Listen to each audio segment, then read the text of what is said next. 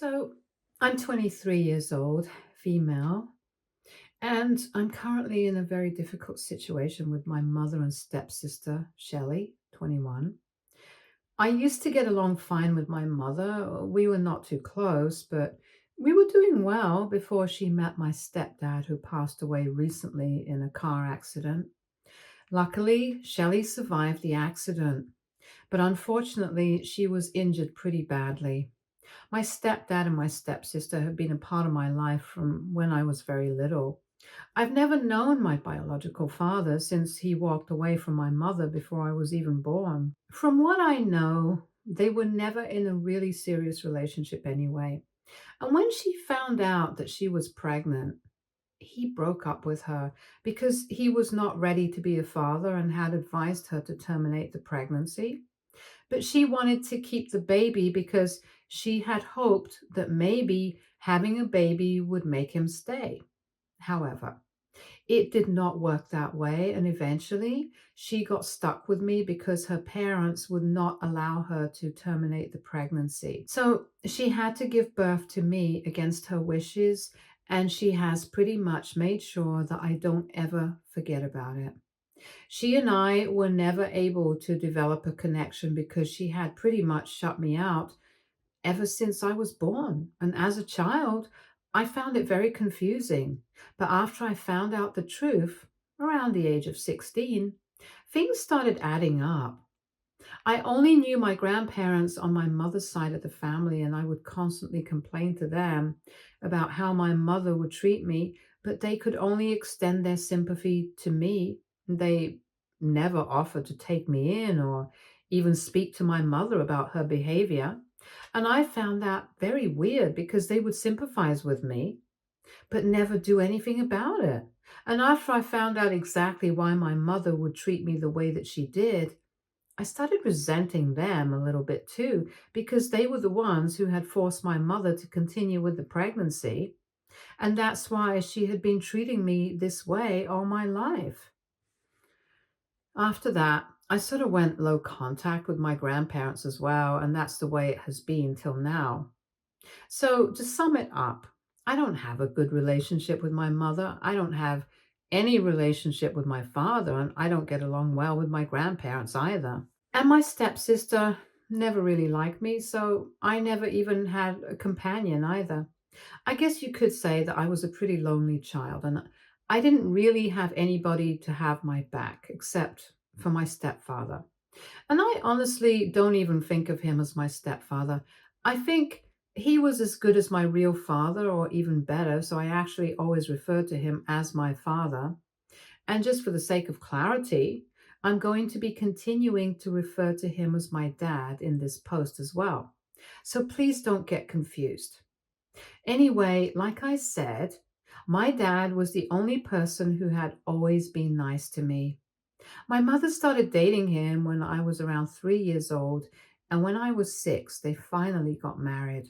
By then, I had gotten to know him and my stepsister quite well.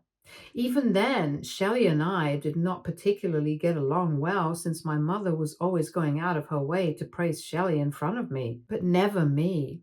We had been living together for 2 years before the family got married, and to me, it almost had actually taken over everything that used to belong to me, and I needed to say I was kind of jealous of that. It also felt like she had become the apple of my mother's eye all of a sudden, and I had been replaced. So I became very competitive and I grew up trying to win my mother over. But in a few years, I kind of accepted that it was probably never going to happen. However, the only person who supported me through all of this was my dad. He always made it clear to me that he loved me and was proud of me, and never, ever acted like I was not his own flesh and blood. He treated both Shelley and I just the same, unlike my mother, and he had absolutely no biases.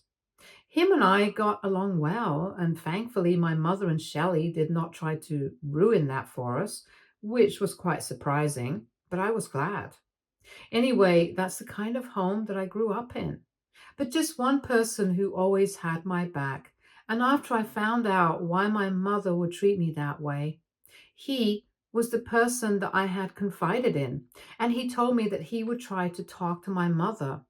But that backfired because the very next day there was a huge fight in the house, and my mother accused me of trying to turn her family against her and called me a bunch of horrible names. That was pretty hurtful.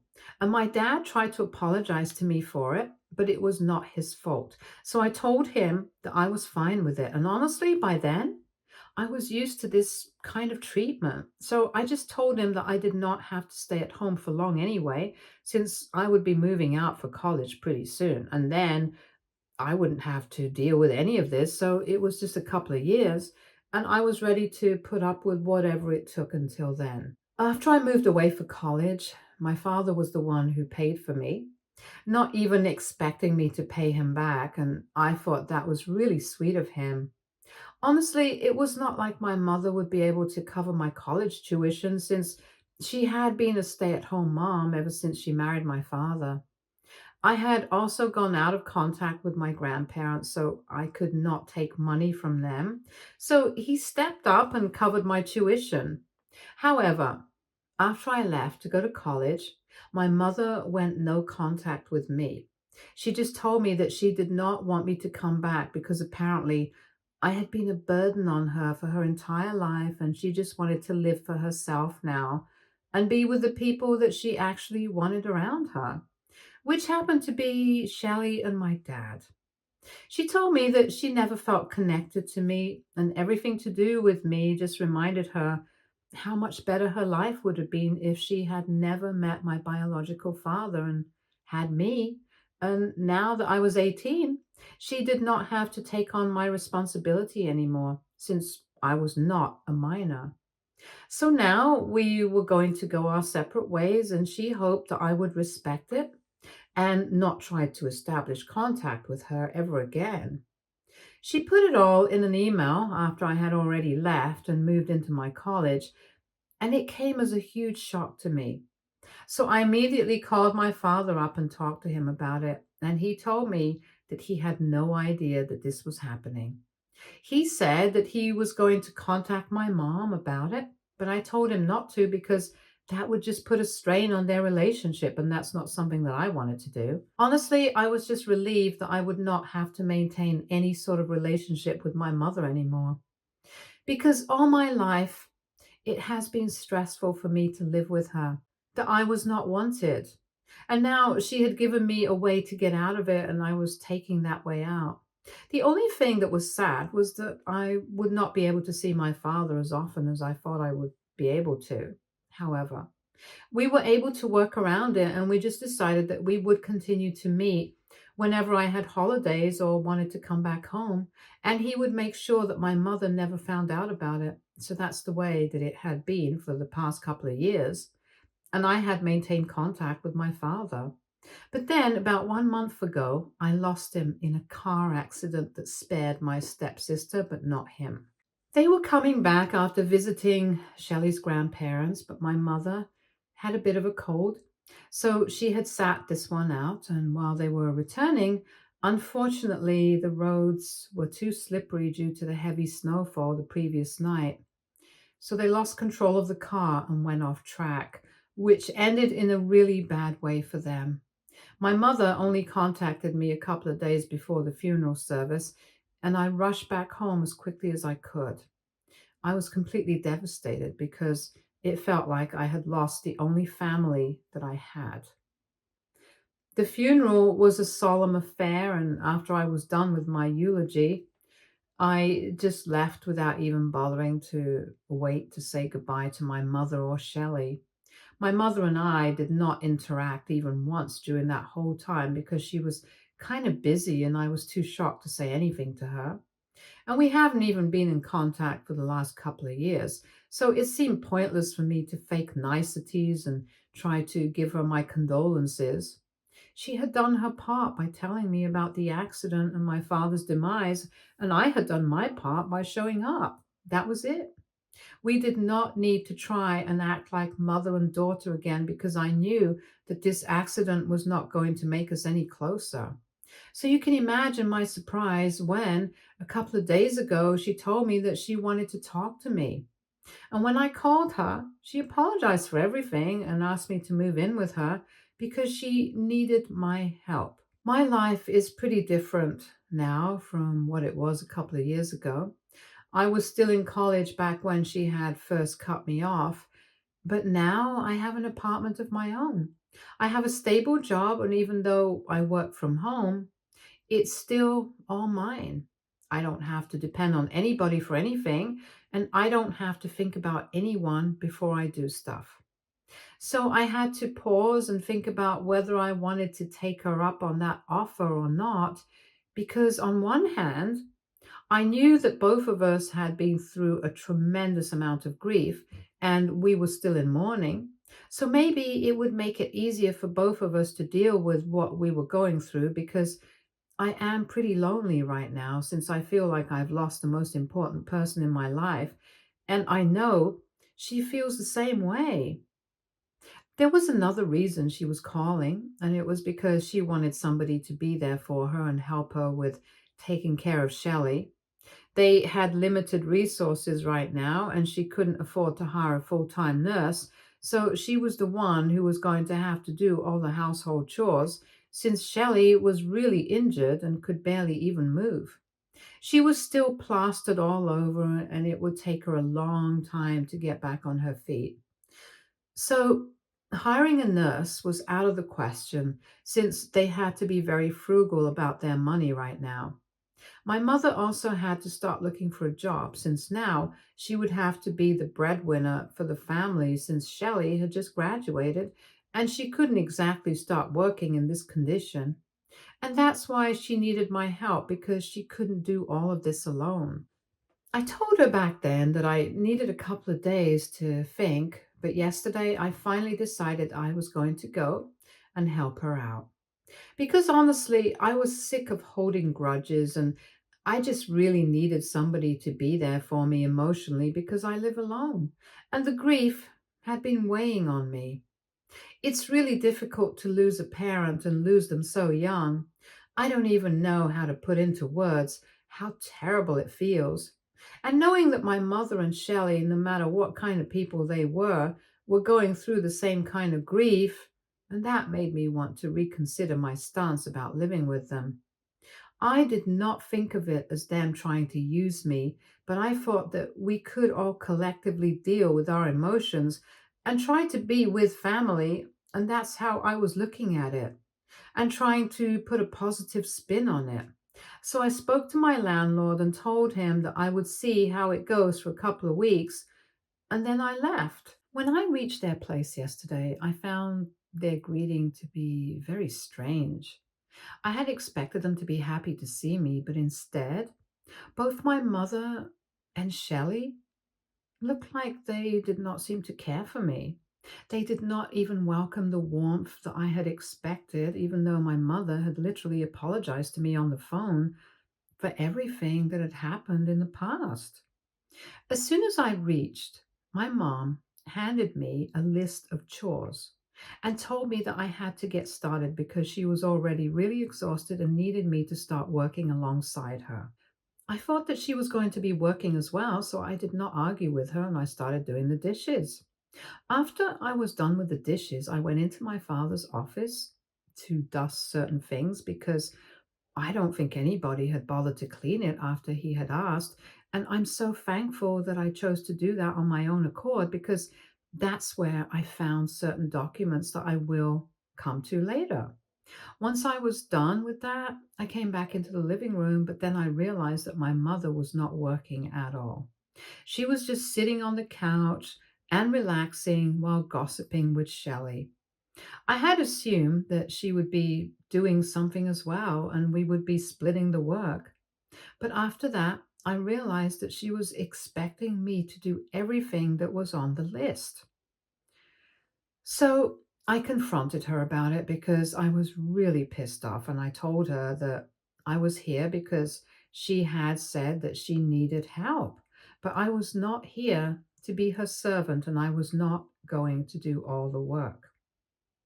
Shelley And my mom then looked at each other and then told me that I was being really heartless because my mother was getting older and Shelley obviously couldn't work. So it was natural that all the work would come to me instead. Not only that, they then had the audacity to go on and tell me that now that I was living with them, I would also have to pay my share of the rent. They told me that I would need to cough up $3,000 for the rent, and that's when I completely lost it. Now, coming to the papers that I had found in my dad's office, I think my mother had tried her very best to hide those papers, but I found them. She had kept that document at the very bottom of a set of really heavy books and had hoped that nobody would ever be able to find it. But when I went in to clean, I decided to go through his stuff and found a brown file with my name on it. When I opened it, I was shocked to find that it contained my father's will. Previously, we had all been told that he had never even bothered to prepare a will because he had passed away in an accident, and before that, he had never felt the need to prepare one, which I found a bit strange because my father was a planner and it seemed out of character for him to not take such precautions. Along with the will, he left me a letter saying that he was hoping that I would be the one to find it and open it because I was the only person he really trusted because he knew that I would always be honest and never do anything to break that. And he said that he did love my mother and my stepsister, but he was not sure that they wouldn't mind a bit of dishonesty to keep everything to themselves, which is why he had left these documents to me and wanted me to make sure that everything was executed according to this. This was pretty interesting because, according to his will, that he had written it himself and then even gotten it registered with his lawyer, I was going to receive a decent amount of money and the vacation house that they had, while my mother and Shelley would get to keep the house that they were staying in and everything else that belonged to them previously. It was completely fair and just, exactly what I had expected of my father, and it also exposed the fact that this house legally belonged to my father, so there was no need for rent. However, the only problem was that before this would have been brought up, and my mother and my father's lawyer had told us that he had never prepared one. But as soon as I found out that, I knew that the two of them had probably teamed up and lied to all of us so that I wouldn't get anything. When my mother told me that she wanted me to pay $3,000 for rent, I brought up those documents and I asked them that since my father had left this house to them, it did not even make sense for them to ask me for rent. So we could split it because there was nothing to split. There was no landlord. And the two of them had the audacity to tell me that they were not asking me to split the rent. They were just asking me to pay rent. They had lied initially so that I would not feel like part of the family, but now that I had discovered the document anyway, they did not mind it. My mother told me that just because I had agreed to help out with taking care of Shelley and everything else, it did not mean that I was exempted from the rules. And if I was going to be living with them, I had to contribute, and they wanted me to pay $3,000 every month just to live with them, which they had requested. My mother also told me that I was not allowed to take that to my father's lawyer because the two of them had a deal, just like I had guessed, and he was getting a cut from my mother and whatever inheritance she got from my father. And they were going to keep that will a secret because she did not think that my father had done the right thing by splitting everything so soon between the two of us. And she wanted to keep it all to herself. And when she passed away, she would make her own, and then we would have whatever we wanted. I knew what her plan was. She intended to keep everything for herself, and when she made her own will, she would leave everything to Shelley and nothing to me, which is why she did not think that my dad had done the right thing by splitting everything, because why would she want anything to be fair? Anyway, she told me to wait because everything that had belonged to my father previously was now hers. As soon as those words came out of my mouth, I told her that I was leaving and I was taking those documents with me since she had not even done a lot of work to prevent me from finding it. Not only was I leaving, submitting this and making sure that it was executed, but I was also moving out and making sure that they never spoke to me again. I left the house with my bags and the document, and they tried to physically fight me for it. But I got out of there as fast as I could and went back home. Now I have contacted a lawyer, and we are going to make sure that things are done the way that my father had wanted. But after I left, my mother and Shelly started sending me messages and told me that they knew the only reason I had even come to their side to help them out was because I actually wanted to see if there was really no way. And now that I had it, I only cared about my inheritance and they knew the truth.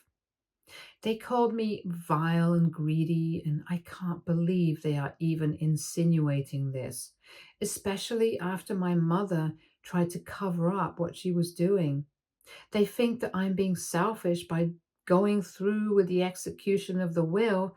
And the reason that they actually wanted to hide it was apparently because my mother would need everything, all the resources and the money to be able to pay for whatever Shelley needed in the future, because now she was not going to be able to work until she healed completely from her injuries, and they were probably going to fall short of money as well. So that's why they had hidden and did not want me to find it and have it executed.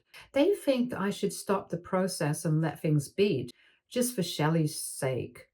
But I don't know if that's the right thing to do. I told him that I was not going to stop the proceedings since I thought that my dad did the right thing and his will should be executed. So as of now, they are really doubling down on the claims that I am being a terrible human being and that I have absolutely no regard for my mother and Shelley. AITA, because I want my late father's will to be executed. Update 1. Hi, thanks for the response to my post. I am going through with the proceedings. I was going to go through with it anyway. This post here was just to make sure that I was doing the right thing. And now that I know that I am, I have no reason to back down. My mother and Shelley can think whatever they want of me. It hardly matters to me anymore. The ones who were really selfish, not me. My mother was actually even trying to commit fraud since I know that's what counts when you try to do things like that. I can't even believe that my dad's lawyer, who actually happens to be a pretty good friend of his, was also willing to be a part of it and be an accomplice. I don't know how it did not occur to me first. I guess I was just really stressed out. But once I realized that what they had tried to do was actually illegal and that I could report them for it, I decided to use it in my favor. I was not actually going to report them because honestly, it's not worth the time and trouble. But I just told my mother, I texted her back and said that if she had asked me any longer, I was going to make sure that I brought this to the notice of the cops, that we had earlier been told that there was no way. But then all of a sudden, we found one, especially after everyone had been promised that they had looked for something tangible and found nothing.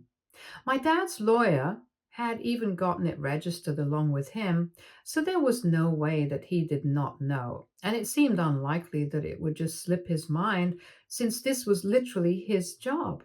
I guess you could call it blackmail, but I don't really care what she did. I'm just trying to preserve my energy and time. So, anyway, I told her that I was going to expose her and my dad's lawyer if they did not back down. And so, begrudgingly, she was forced to promise me that she would stop harassing me and wouldn't even contest the will after the probate. So, that's out of the way, and things are going to be done the way that my father had intended them to be done. Update 2. Hey, so now that the will is going to be executed, the probate has begun, and it's going to take about 6 or 7 months, or maybe even more. But eventually, I'm hoping that I do inherit things that my father had left to me. He had split everything equally between the three of us, and I'm really glad that he did. My mother and Shelley have blocked me. It's been 2 weeks since I came back home from their place, and I don't know what they're up to. It can't be anything good because I'm guessing the silence is the calm before the storm. But I'm sure that they will not just take this and say nothing about it. I'm pretty certain that my mother is really pissed off about my threat and that they are going to lose a lot of money. Imagine how angry she must be. But they dug this grave for themselves. Honestly, if they had asked me for money politely and respectfully, I might have even helped them out. But they deserve this now. Anyway, I have started therapy because I think I need that to deal with the grief of my father's loss. All things aside, I still really miss him, and it's just really difficult to deal with. I had something to keep myself occupied for the past couple of days, but I don't think anger towards my mom and Shelly is a good replacement for grief. And I want to deal with things the healthy way, so that's why I'm going to therapy. I just hope everything works out for me. Update 3. Hi, so a couple of weeks have passed, and a few days ago, I heard from a couple of relatives that my mother and Shelley were going around spreading some rumors about me. Apparently, every time they would speak to somebody who was just trying to check in on them and not even trying to stir up drama, they would start talking about me. They were telling people that I had visited them a couple of weeks ago of my own accord. This is obviously not true. They were the ones who had called me over, and I even have screenshots to prove it, which I have sent to the people who had bothered to contact me. Anyway, they have been telling people that I visited them, and I had told them that I wanted to help out with money and take care of Shelley since she was really, really badly injured and couldn't do much for herself. And my innocent and clueless mother naively thought that I was actually there to help out, and she let me stay with them for a couple of hours. But that amount of time was enough for me to go looking for a will. And when I found it, she accused everybody of hiding it from us so they could keep everything to themselves, even though my mother had known there was a will. She was claiming that she did not want anything, which is why she had never gone looking for a will. But I, being the selfish and cunning person that I am, discovered it within seconds. And as soon as I had found it, I was out of the house. So she was basically painting me out to be the kind of person who was doing exactly what she had been trying to do, being a gold digger who only cared about my dad's money and what he had left to me as an inheritance. Anyway, I'm not even bothered, and I'm not going to set the record straight.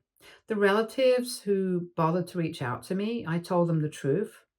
They could do what they wanted to with that. I'm in therapy right now, and I'm just trying to focus on myself. None of this rubbish. So my mom can go around lying as much as she wants to. It's not going to change the facts. I'm glad that I'm done with all of this, and I'm never going to look back. Stay tuned for more stories from Argo Relationships.